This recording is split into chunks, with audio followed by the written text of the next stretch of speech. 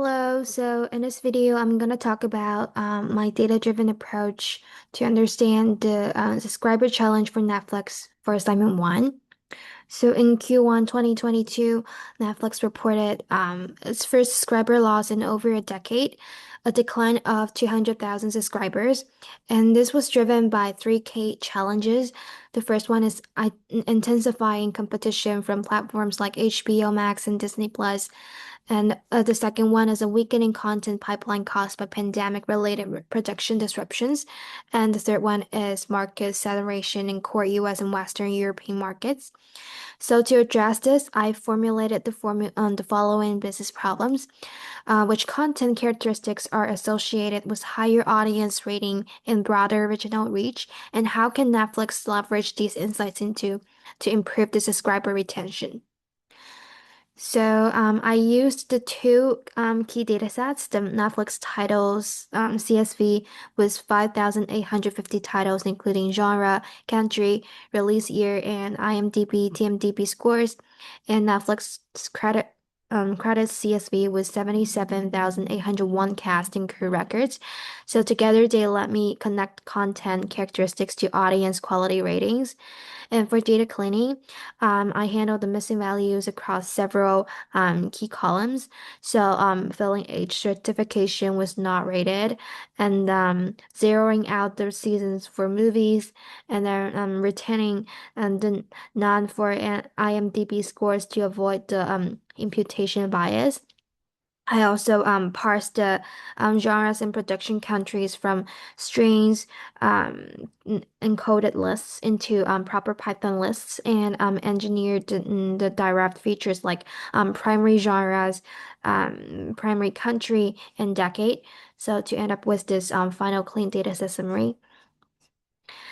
And moving on to the exploratory data analysis, I the first part is the library composition and content growth.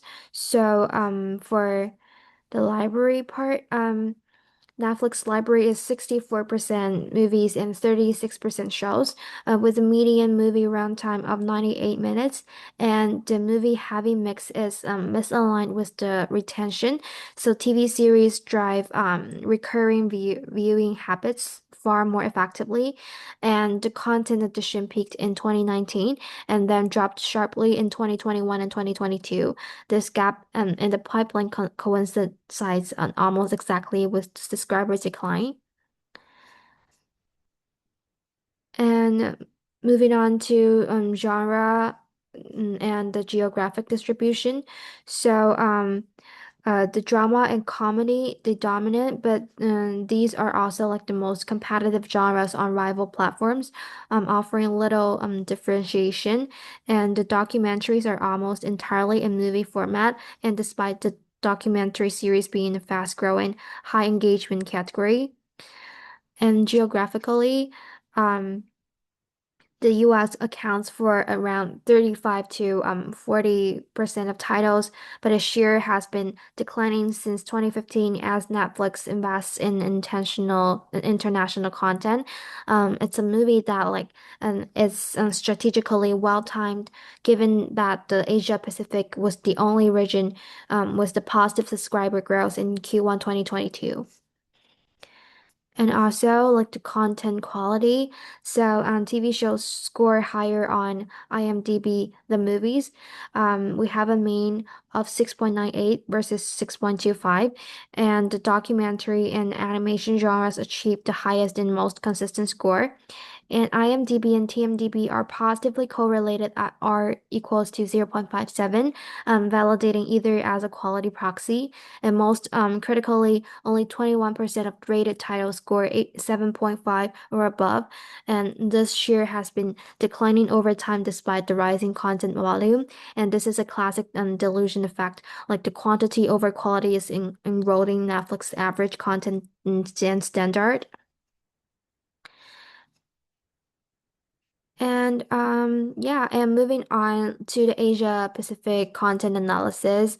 So APAC, um its content has grown rapidly since 2016 and achieves a mean IMDb score of 6.64, slightly above the US average of 6.53. And Korean dramas and anime in particular show unique global crossover appeal, delivering value across multiple regions from a single content investment. So I guess we have like five recommendations emerged from this analysis for the key actionable insights. So the first one is the renewable rebalance towards original TV series. So shows outperform movies on quality and drive stronger recurring engagement. And secondly is prioritize the quality over volume because we need to like adopt a more selective green light approach similar to HBO's prestige model. And the third one is double down on APAC originals, since the only growing subscriber region is APAC. So, with the competitive content quality and global crossover potential. So we definitely need to focus on that. And the fourth one is invest in underserved niche genres like documentary series, animation, and sci-fi offer the high engagement and reduce the platform's substitutability. And the last one is close to content pipeline gap because fast turnaround format and accelerated international licensing can refill the pipeline while longer originals are in production. So in summary, Netflix subscriber challenge are reflected directly in its content data, and the library is over-indexed on movie quality is diluting as volumes grows. And APAC represents an under utilized growth lever. So, and the path forward is really clear, like fewer but better titles, and we need more serialized formats and a stronger commitment to localized international originals. And that's the end of this presentation. Thank you.